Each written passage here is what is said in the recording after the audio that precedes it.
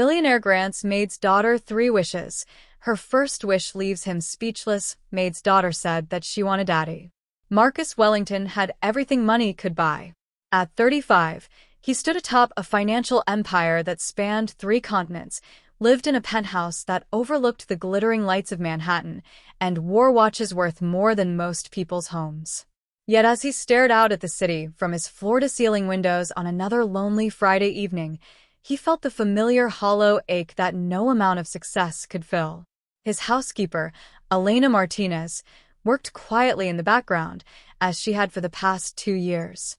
At 27, she moved through his cavernous apartment with practiced efficiency, her dark hair pulled back in a neat bun, her movements graceful despite the weight of exhaustion that Marcus sometimes glimpsed in her eyes. She never complained, never asked for anything beyond her modest salary, and maintained a professional distance that Marcus respected but found oddly comforting. What Marcus didn't know was that Elena had been bringing her 4-year-old daughter, Sophie, to work lately. The regular babysitter had moved away, and childcare costs were eating through Elena's carefully budgeted paycheck. Sophie was remarkably well-behaved for her age, content to color quietly in the service quarters while her mother worked. Elena had been terrified Marcus would find out and fire her, but she had no other choice. That Friday, everything changed. Marcus had come home early, something he rarely did. As he entered through the private elevator, he heard something unexpected, the sound of a child's laughter, bright and pure as crystal bells. He followed the sound through his apartment, past the designer furniture and original artwork, to find a little girl with wild brown curls sitting cross-legged on his marble kitchen floor, surrounded by crayons and paper. Sophie looked up at him with wide, fearless eyes the color of honey. She wore a faded pink dress that had been carefully mended at the hem, and there was a purple crayon streak across her cheek. For a moment, neither of them moved. "Hello," Sophie said simply, as if strange men appeared in her world every day. "I'm drawing a castle. Do you live in a castle?" Before Marcus could respond, Elena rushed into the kitchen, her face drained of color. "Mr. Wellington, I am so sorry. I can explain, please. I'll pack up right now. It won't happen again. Please don't." Marcus held up his hand, surprising himself with what came out of his mouth. "It's all right, Elena. She's not bothering me." He looked back at Sophie, who had returned to her drawing with complete focus. "Actually, I'd like to see that castle when you're done." Elena stood frozen, tears threatening to spill over. She had prepared herself for anger, for immediate termination, for the loss of this job that kept a roof over their heads and food on their table. She had not prepared herself for kindness. Over the next hour, something remarkable happened. Marcus found himself sitting on his pristine kitchen floor, a floor he'd spent $40,000 renovating, listening to Sophie explain her elaborate drawing. The castle had a tower for each person she loved, one for her mama, one for her stuffed rabbit, one for Mrs. Chun who ran the corner bodega, and a very tall one for her guardian angel. "Mama says everyone has a guardian angel," Sophie explained seriously, her small finger pointing to a stick figure with disproportionately large wings. "Mine is probably very busy because I ask for lots of things." Marcus felt something crack inside his chest, something he'd kept carefully sealed since his own childhood, since his parents' deaths in a car accident when he was 16, since he'd built walls around his heart and filled his life with everything except what mattered. "What do you ask for?" he found himself asking. Sophie considered this with the gravity of someone much older. "Good things. Like for Mama to not be so tired. For our apartment to be warm when it's cold. For birthday cake even when it's not my birthday." She smiled at him then, gap-toothed and radiant. Angels are very good listeners. When Elena finally gathered Sophie to leave, apologizing profusely once more, Marcus made a decision that surprised even himself. "Elena, wait. Why don't you bring Sophie with you from now on? This place is too big for one person anyway. She's welcome here." Elena's eyes widened. "Mr. Wellington, I couldn't possibly." "Please," Marcus interrupted, and there was something raw in his voice that made Elena pause. "I insist." That night, Alone again in his penthouse, Marcus couldn't stop thinking about the little girl who had treated his expensive home like an ordinary place, who had sat beside him like he was an ordinary person. For the first time in years, his apartment didn't feel quite so empty. He didn't know it yet, but Sophie Martinez had already begun to change his life. And the real transformation hadn't even started. 3 months passed, and Marcus Wellington's penthouse underwent a transformation that no interior designer could have planned. The sterile perfection of his home slowly gave way to signs of life. A forgotten stuffed rabbit on the leather sofa, crayon drawings magnetized to his sub-zero refrigerator, a child's laughter echoing through rooms that had known only silence. Marcus found himself coming home earlier, making excuses to leave the office while the sun still hung in the sky. He told himself it was about efficiency, about better work-life balance, but the truth sat deeper. He was coming home to see Sophie. The little girl had woven herself into his life with the gentle persistence of morning light. She would greet him at the door with elaborate stories about her day, show him her latest drawings, and ask him endless questions about everything from why the sky was blue to where numbers came from. Marcus, who commanded boardrooms and negotiated billion-dollar deals, found himself completely disarmed by a 4-year-old's curiosity. Elena watched this growing bond with a mixture of wonder and worry.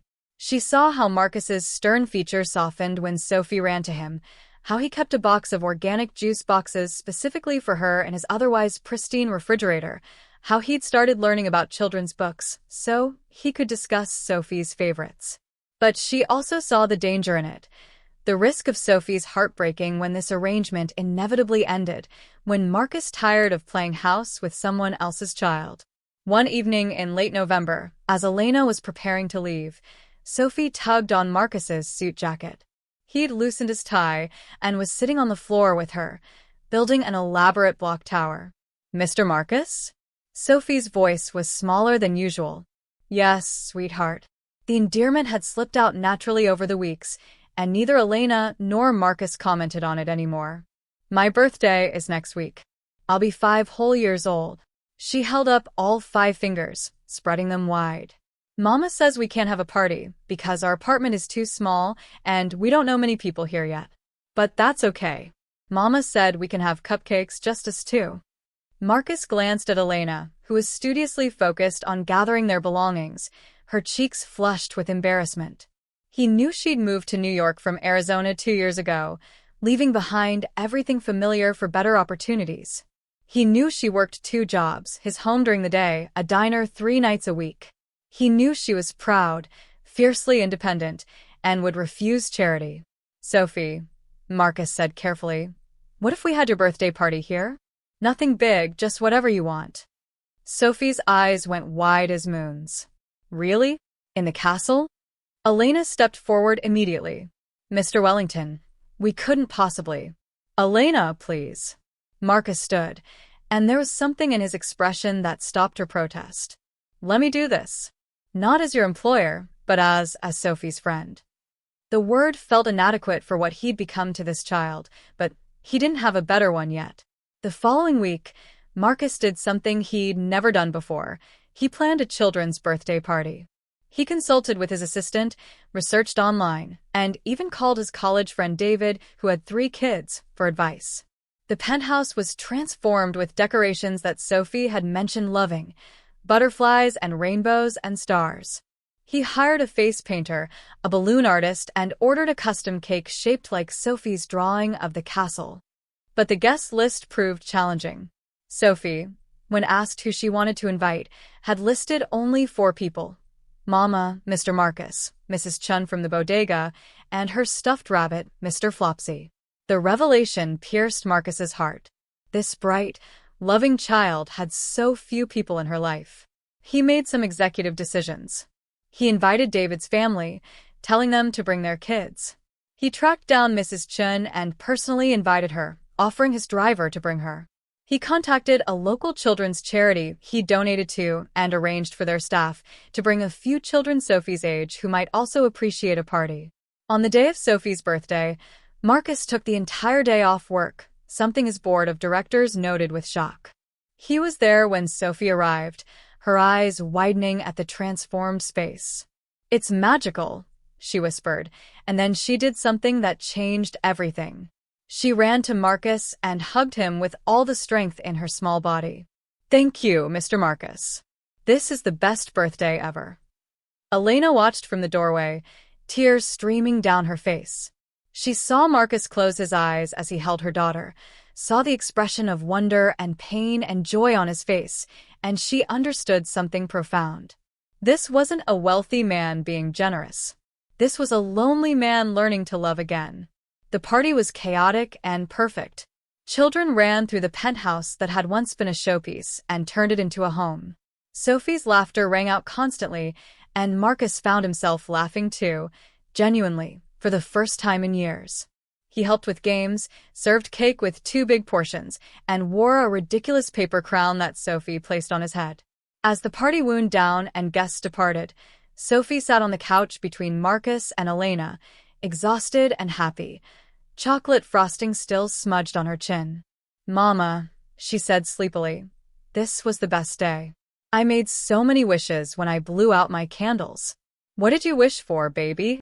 Elena asked, stroking her daughter's wild curls. "Can't tell or they won't come true," Sophie said, but she looked at Marcus with those knowing honey-colored eyes, and he felt something shift in his universe. That night, after Elena and Sophie had gone home, Marcus stood in his apartment surrounded by the debris of joy, deflated balloons, scattered confetti, abandoned paper crowns. His cleaning service would restore order by morning, but for now, he just stood there, feeling something he hadn't felt in nearly 20 years. He felt like he belonged to something larger than himself. Winter settled over New York like a promise. The city transformed into a wonderland of lights and possibility, and Marcus Wellington found himself seeing it through new eyes, Sophie's eyes. Every decorated storefront became a source of wonder, every street corner Santa a magical encounter, every snowflake a miracle worth celebrating.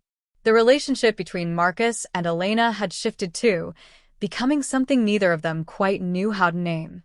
They were no longer simply employer and employee. Somewhere between shared meals and bedtime stories, between worried conversations about Sophie's slight cold and debates about the best elementary schools, they had become something else. Partners, perhaps. A team. Friends who sometimes caught each other's eyes across a room and felt their hearts stutter. Elena had stopped apologizing for Sophie's presence. Marcus had stopped pretending he was doing them a favor. The truth was simpler and more profound. They needed each other. One evening in mid-December, Marcus came home to find Sophie unusually quiet. She sat at the kitchen table, carefully writing something with intense concentration, her tongue poking out the corner of her mouth the way it did when she was thinking hard. "What are you working on, sweetheart?" Marcus asked, loosening his tie and sitting beside her. "My letter to Santa," Sophie said seriously. She covered her paper with her arm, protective. "It's private." Marcus held up his hands in surrender, smiling. "Of course. Santa letters are very important business." Elena was preparing dinner, and Marcus noticed the tension in her shoulders. He knew why.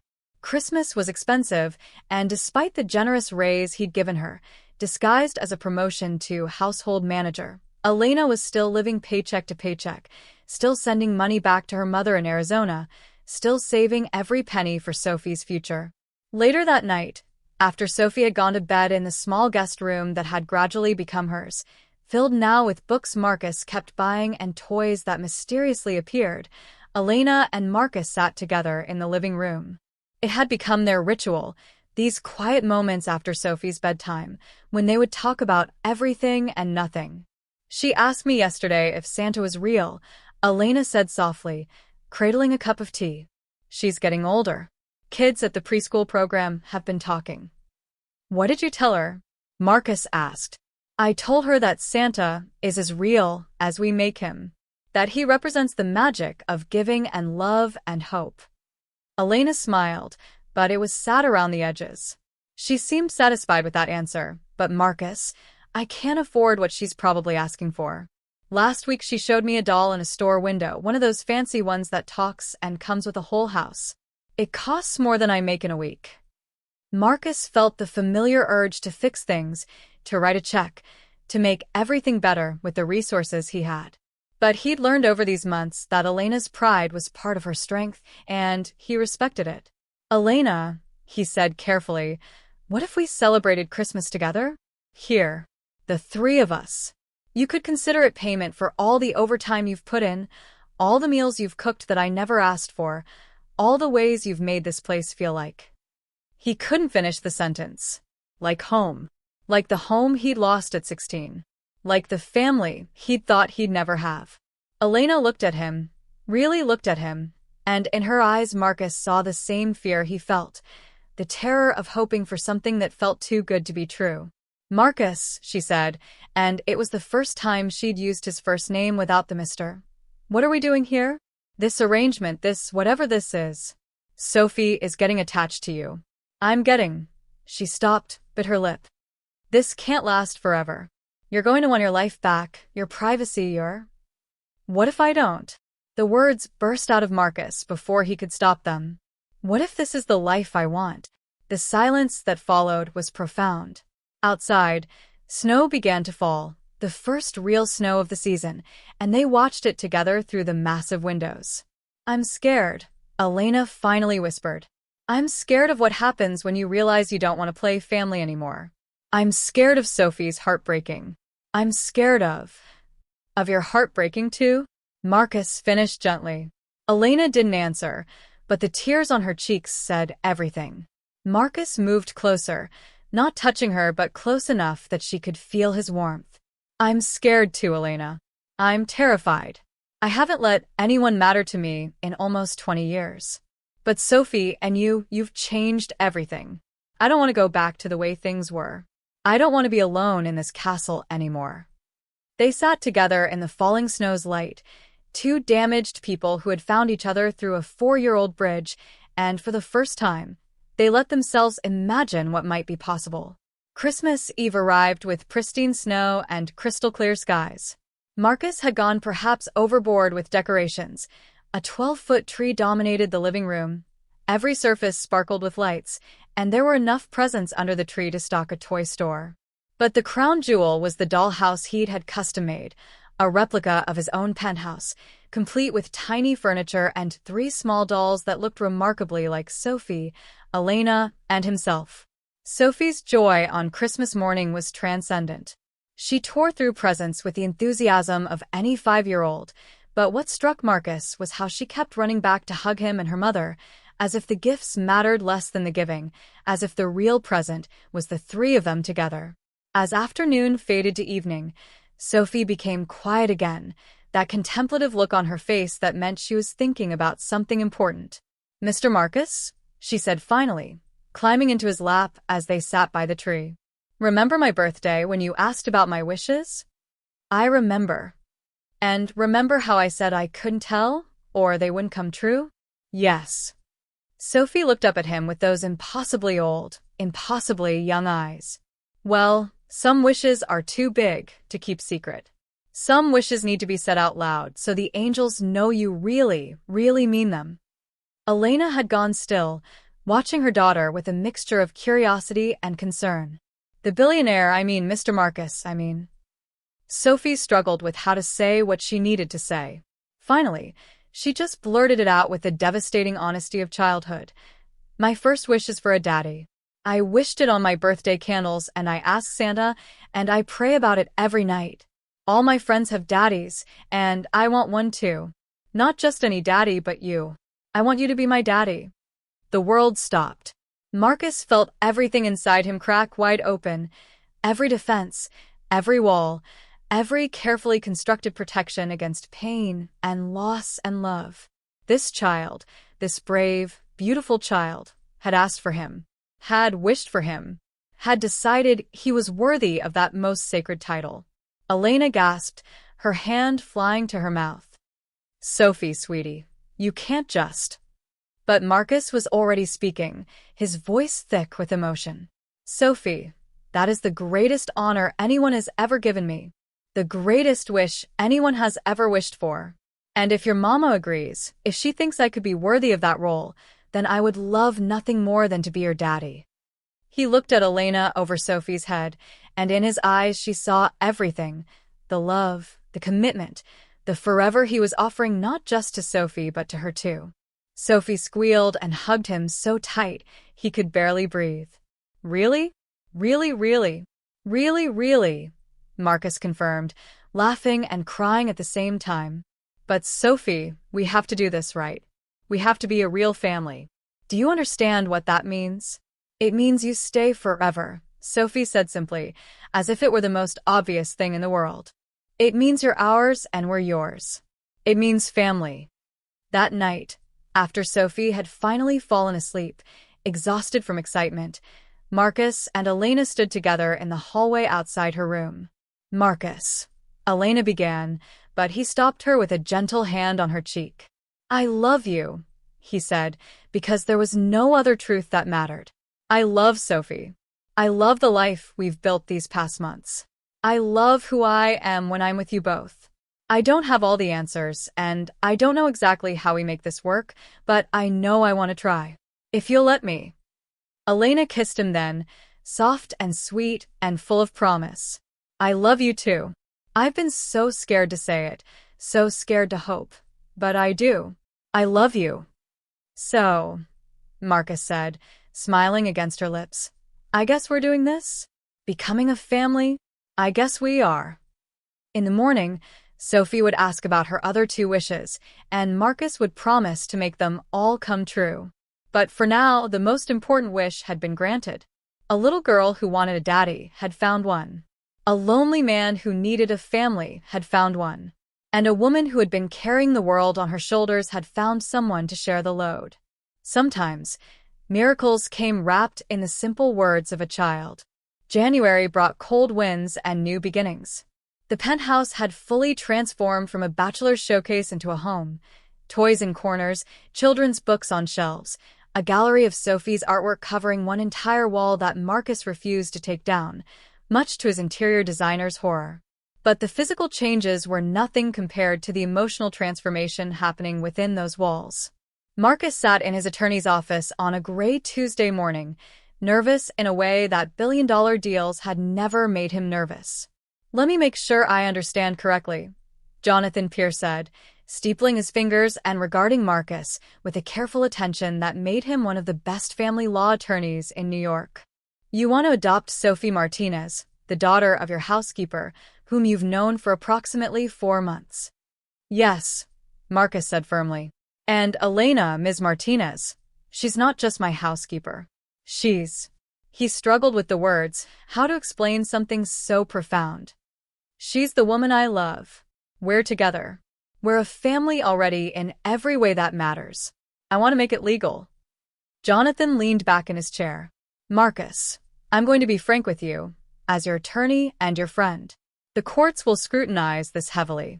A wealthy single man wanting to adopt the child of a woman he employs, who he's been romantically involved with for mere months. There are power dynamics at play here that will concern a judge. They'll want to ensure this isn't coercion, that Elena hasn't felt pressured, that Sophie's best interests are truly being served. I know how it looks, Marcus said. But Jonathan, you have to meet them to understand. She's everything. She's brought light back into my life. And Elena is the strongest, most independent woman I've ever met. She's not with me for money. Hell, she barely lets me buy Sophie anything without insisting on contributing. This is real. Jonathan studied him for a long moment. I believe you, Marcus. I can see the change in you. But belief isn't enough for family court. We need to do this methodically. First, are you and Elena planning to marry? The question hung in the air. Marcus and Elena had danced around the topic, both feeling the weight of how quickly things had moved, both wanting to be sure they were making decisions for the right reasons. We've talked about it, Marcus admitted. We want to. But Elena worries that it looks calculated, like we're only doing it for the adoption. Well, the truth is, marriage would strengthen your case significantly, Jonathan said. Not because the court requires it, but because it demonstrates commitment and stability. However, if you're going to marry, do it because you both want to spend your lives together, not because I told you it would help with paperwork. Marcus left the attorney's office with a folder full of documents and a head full of considerations he'd never imagined facing. Home studies, background checks, character references, financial assessments. The process of adoption, even step-parent adoption, was invasive and thorough, as it should be, he understood, to protect children. But understanding it didn't make it less daunting. That evening, Marcus came home to find Elena in the kitchen, stress evident in every line of her body. Sophie was at a playdate with one of the children she'd met at her birthday party, another miracle of these past months, watching a shy girl make friends and flourish. "Bad day?" he asked, coming up behind her and wrapping his arms around her waist. Elena leaned back into him, some of the tension leaving her shoulders. "I got an email from the preschool Sophie's enrolled in for next year. They need a second parent's signature on some forms, an emergency contact backup. I realized I've been filling your name in automatically, but legally you're not." "Not her father," Marcus finished. "Yet. But I want to be, Elena. Legally, officially. I went to see a family law attorney today." Elena turned in his arms, searching his face. "Marcus, we don't have to rush this. I know Sophie's wish was beautiful and moving, but you don't have to." "I want to," he interrupted firmly. "This isn't about obligation or guilt or some rescue fantasy. I want to be Sophie's father. I want to be the one she calls when she's scared, the one who helps with homework, the one who walks her down the aisle someday. I want all of it, Elena." But what? "The attorney says the process will be easier if we're married. The courts look for stability, for commitment. And I know we said we'd take things slow, that we wouldn't rush, but Elena," he took her hands in his, "I don't want to marry you for legal convenience. I want to marry you because I love you, because I can't imagine my life without you, because you've made me believe in family again." Tears welled in Elena's eyes. "I want that too. So much. But Marcus, I need to know you understand what you're signing up for. Sophie is wonderful, but she's also 5. There will be terrible twos that we missed, and terrible teens ahead. There will be tantrums and rebellion and college expenses. There will be PTA meetings and sick days and school plays. There will be years of sacrifice and worry and putting someone else first, always." Marcus cupped her face in his hands, his thumbs wiping away her tears. "Elena, for 20 years I put myself first. I built an empire, made more money than I could spend in 5 lifetimes, and I was miserable. The last 4 months, putting Sophie first, putting you first, putting us first, these have been the happiest months of my life. I'm not scared of the sacrifice. I'm scared of losing this." They held each other in the kitchen, the city lights twinkling beyond the windows, and made their decision. Not because of legal benefits or societal expectations, but because they had found something rare and precious, and they wanted to build their lives around it. 2 weeks later, Marcus surprised Elena and Sophie with a weekend trip. He told them it was a celebration, a winter getaway before they started the formal adoption process. He'd rented a small cabin upstate, modest by his standards but perfect, with a fireplace and a view of snow-covered mountains and enough peace to hear themselves think. On Saturday evening, after Sophie had fallen asleep by the fire, Marcus took Elena's hand and led her outside to the porch. The stars above were brilliant, unclouded by city lights, and the cold air bit at their cheeks. "I know this is fast," Marcus began, and Elena's heart began to pound.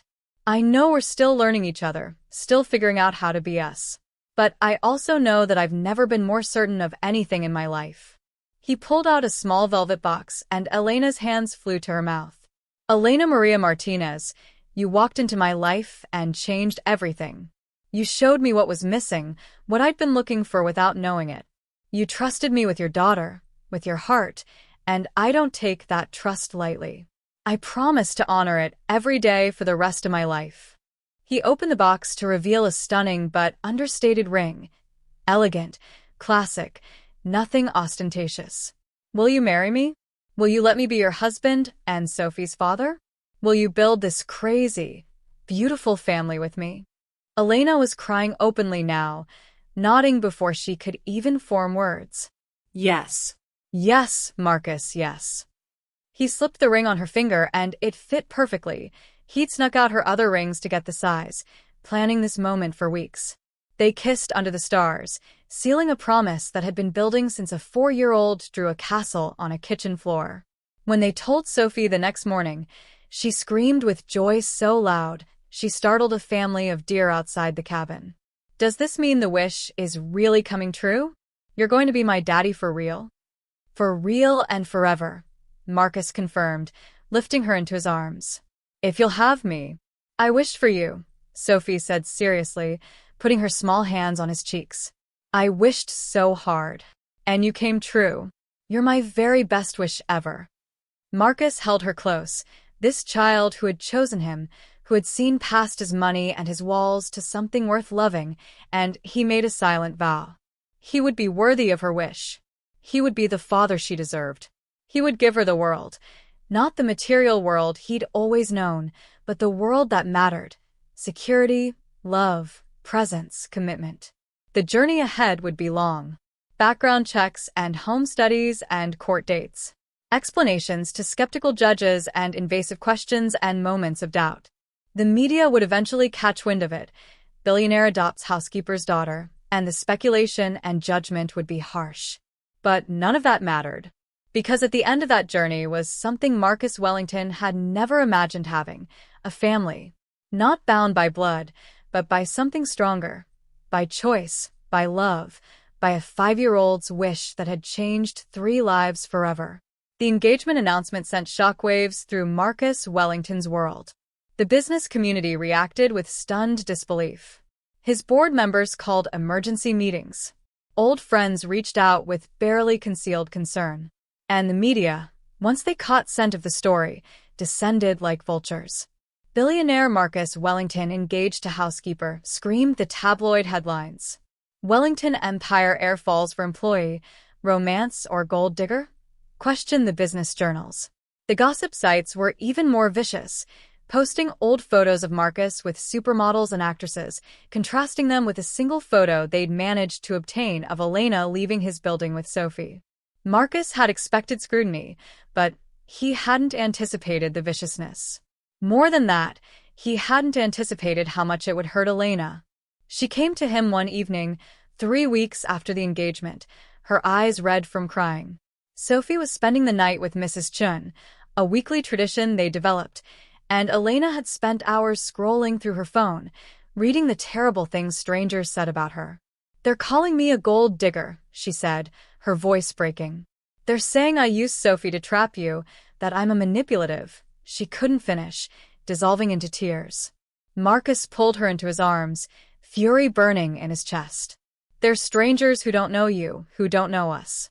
Their opinions don't matter." "But they do," Elena cried. "Marcus, some of those articles mentioned your company's stock. They're saying I'm bad for business, that I'm going to ruin you. What if they're right? What if I'm being selfish?" "Stop," Marcus said firmly, pulling back to look at her. "Listen to me, Elena. I've spent 20 years building a company, making money, impressing people who don't matter. And for what? To be alone? To be miserable? You and Sophie are the best things that have ever happened to me. If the world can't understand that, that's their limitation, not ours." But the pressure continued to mount. Marcus's largest investor, Harrison Blackwell, requested a meeting. The man was a legend in finance, someone whose opinion carried enormous weight, and Marcus knew he couldn't ignore him. They met at an exclusive club, all leather chairs and oil paintings and old money. Harrison was 72, sharp as a blade, and got straight to the point. "I've known you since you were a 20-year-old startup kid with more ambition than sense," Harrison began. "I believed in you then. I believe in you now. But, Marcus, this situation with your housekeeper." "Her name is Elena," Marcus interrupted. "And she's not my housekeeper. She's the woman I love." Harrison held up his hand. "I'm not here to judge your personal life. I'm here because the board is nervous. There are whispers about her motivations, about your judgment. Some are even suggesting you've lost your edge, gotten soft. They worry that adoption proceedings and a new family will distract you from the business." Marcus felt something inside him solidify, a resolve he hadn't known he possessed. Harrison, I'm going to tell you something I should have said a long time ago. I don't care. I don't care about the board's nervousness or the whispers or the perception that I've gotten soft. For the first time in my life, I know what's important. And it's not the company. Harrison studied him for a long moment, then did something unexpected. He smiled. Good. That's exactly what I wanted to hear. Marcus blinked. What? Marcus, I watched my son make your same mistake. He built an empire, neglected his family, and when his wife finally had enough and left, taking their kids, he tried to buy his way back into their lives. It didn't work. Money can't buy what really matters. Harrison leaned forward. I wanted to see if you understood that. If you were willing to choose the life over the lifestyle. You are, and that actually makes me more confident in you, not less. So, you're not here to pressure me to break up with Elena? Hell no. I'm here to tell you to hold on to her. People who are willing to call you on your bullshit and make you better are rare. I'll handle the board. You handle your family. Marcus left that meeting with a weight lifted, but the challenges weren't over. The adoption process was proving more difficult than anticipated. Because of the publicity, the court had assigned an additional social worker to conduct extra evaluations, wanting to ensure beyond doubt that Sophie's best interests were being served. The social worker, a stern woman named Ms. Patricia Rourke, had been coming to the penthouse weekly for a month. She watched how Marcus and Elena interacted, how they parented Sophie, how they handled disagreements. She asked probing questions about their relationship, their finances, their plans for the future. She interviewed Sophie separately, trying to ensure the child wasn't being coached. One afternoon, after a particularly grueling session where Ms. Rourke had asked Elena to recount every detail of how their relationship began, Elena broke down. I can't do this anymore, she sobbed, pacing the living room after the social worker left. Sophie was at kindergarten, giving them rare privacy for this crisis. Every question she asks makes me feel like a criminal.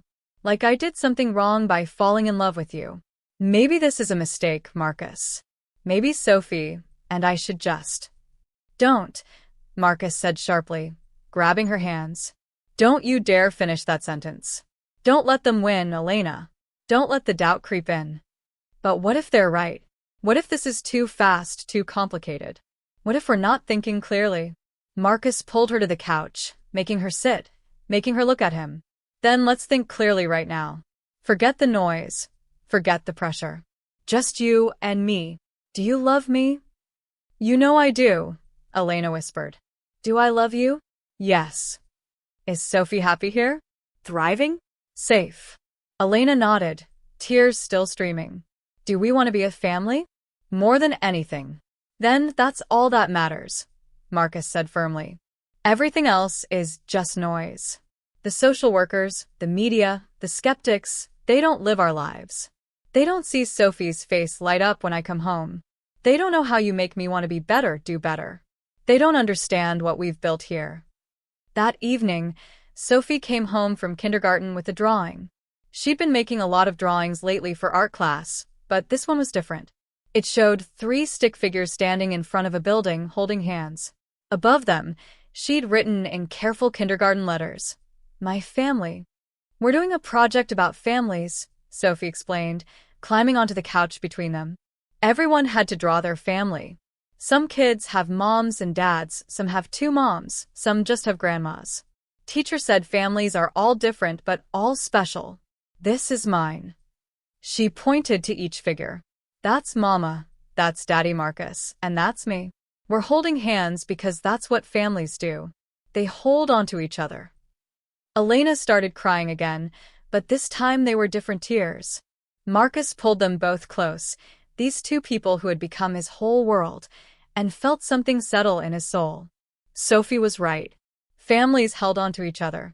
Through storms and scrutiny and doubt, they held on. 2 weeks later, Ms. Rourke returned for what she announced would be her final evaluation.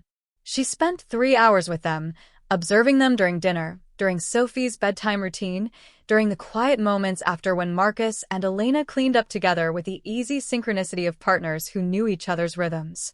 Before she left, she asked to speak with Marcus and Elena privately. I'm going to be honest with you, Ms. Rourke began, and Marcus braced himself. When I was assigned this case, I was skeptical. The circumstances seemed designed for exploitation. Wealthy employer, employee with limited options, a child in the middle. I was prepared to find coercion, financial manipulation, or, at minimum, poor judgment. Elena gripped Marcus's hand so tightly her nails dug into his palm. But Ms. Rourke continued, and her stern expression softened. I was wrong. What I've seen here is a genuine family.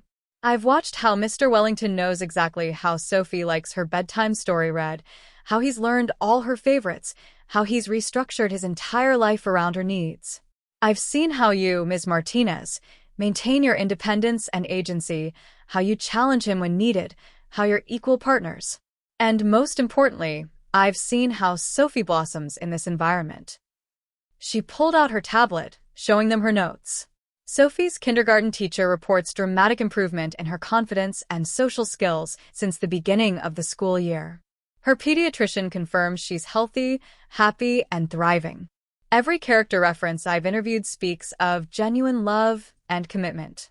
And in my observations, I've seen a child who feels safe, seen, and cherished. Marcus felt his throat tighten with emotion. My recommendation to the court, Ms. Rourke said, will be to approve this adoption. You're not a traditional family, but you're a real one. And that's what matters. After she left, Marcus and Elena sat in stunned silence. Did that just happen? Elena whispered.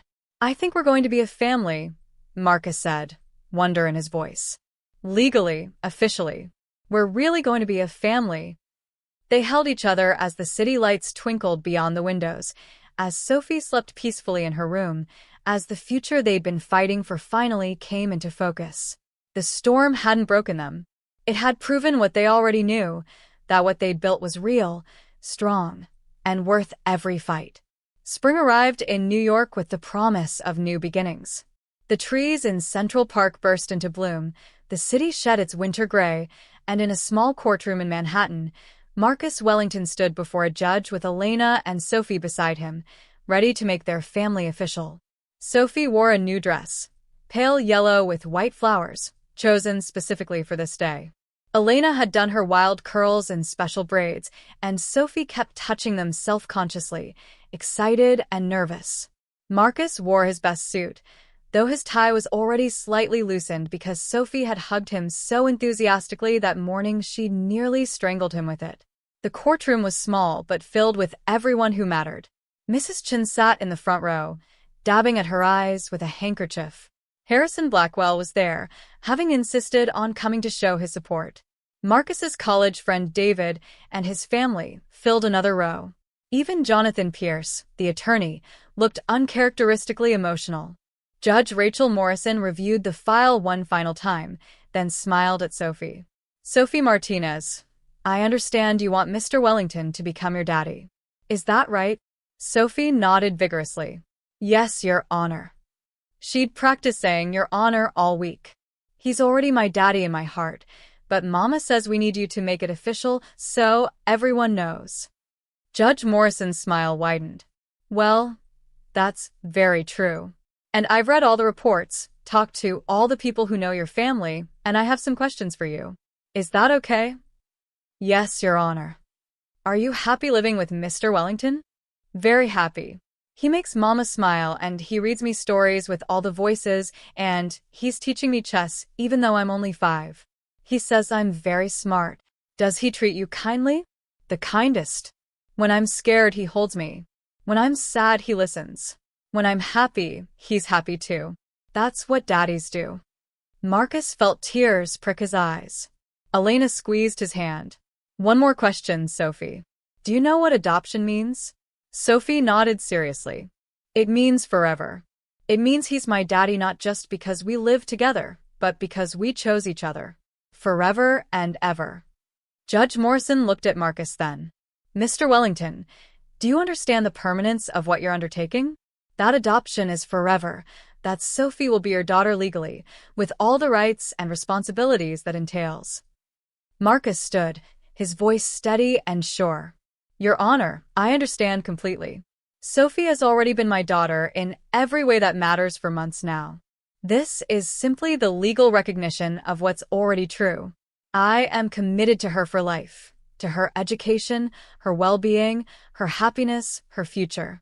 I will be there for every milestone, every challenge, every joy, forever. And Ms. Martinez, you consent to this adoption? Elena stood as well, pulling Sophie close. Your Honor, Marcus has proven himself to be an exceptional father. He loves Sophie as completely as any biological parent could. He's patient, present, and devoted. I couldn't ask for a better partner in raising my daughter. Our daughter. Judge Morrison smiled, and it transformed her entire face. Then it gives me great pleasure to grant this petition for adoption. Marcus Wellington, you are now legally Sophie's father. Sophie Martinez, you are now Sophie Wellington if you choose to take his name. Sophie Martinez Wellington, Sophie announced. We decided together. I keep Mama's name and add Daddy's. Because I'm both. The courtroom erupted in applause.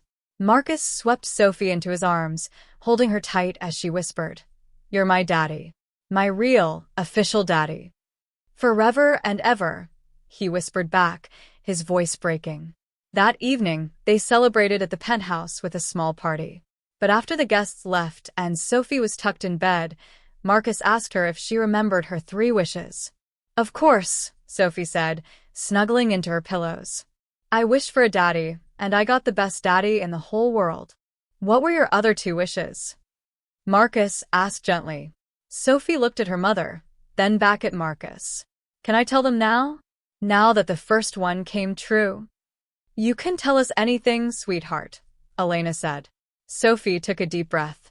My second wish was for Mama, to be happy. Really, really happy, not just pretend happy. Before we moved here, before we met you, Mama used to cry at night when she thought I was sleeping. She tried to hide it, but I heard. She was so tired and so worried all the time. But now she smiles all the time.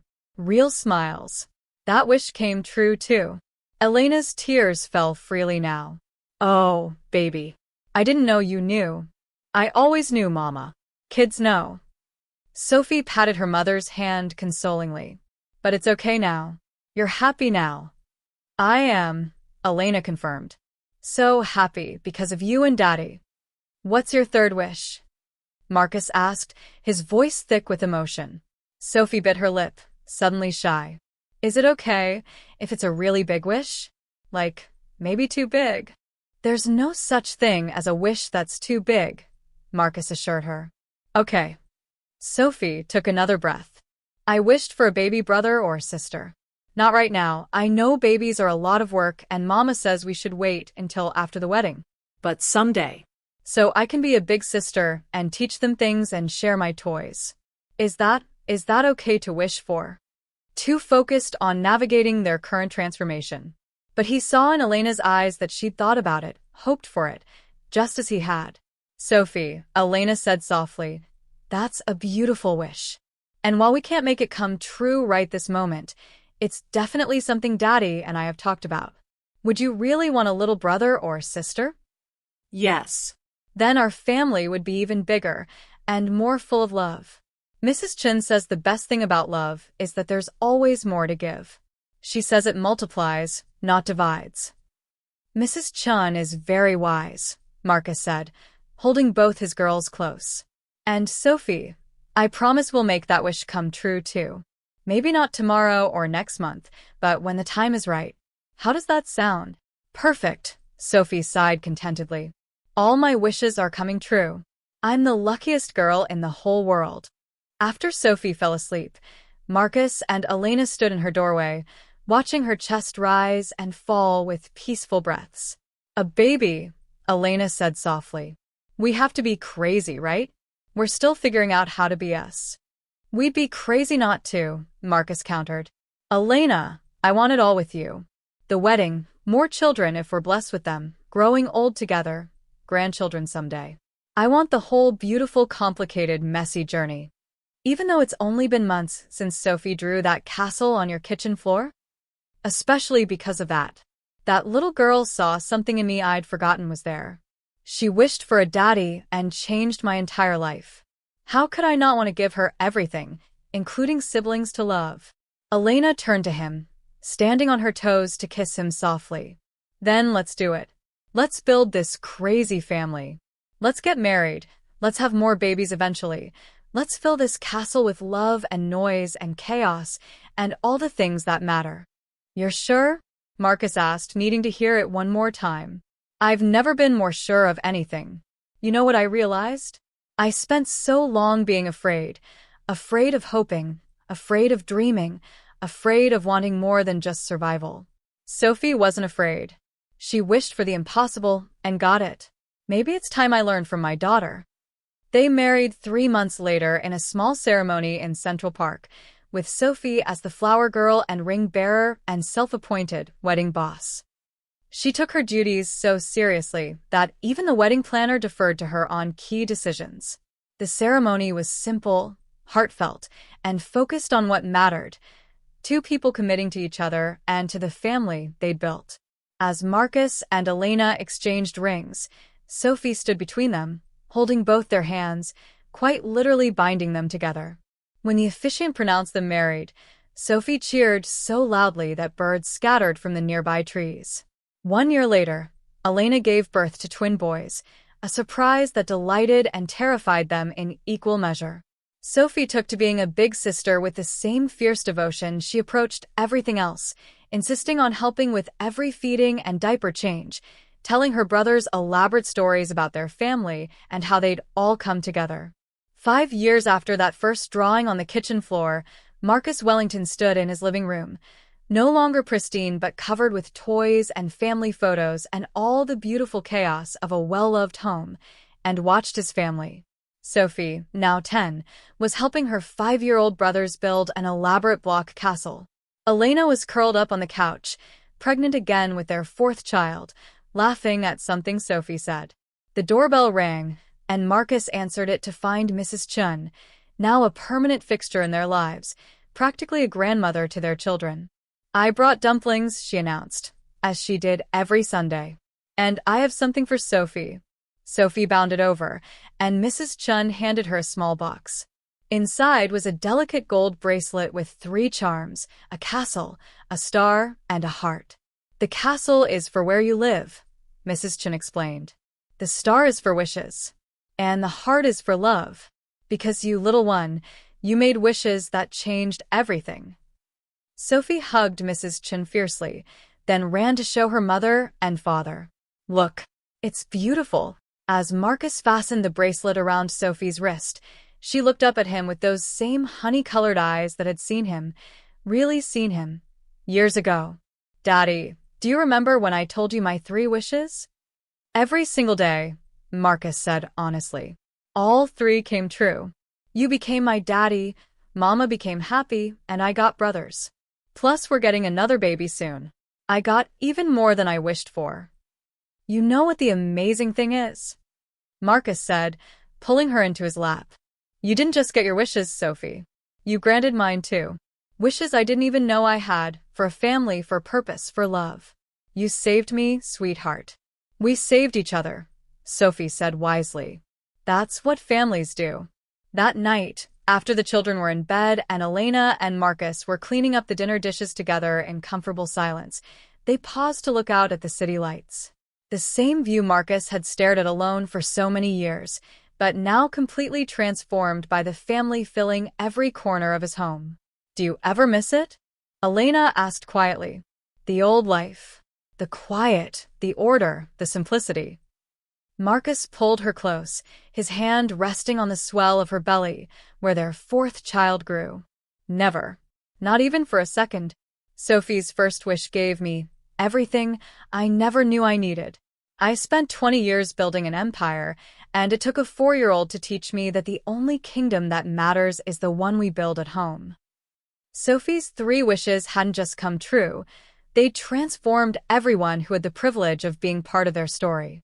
A lonely billionaire learned to be a father.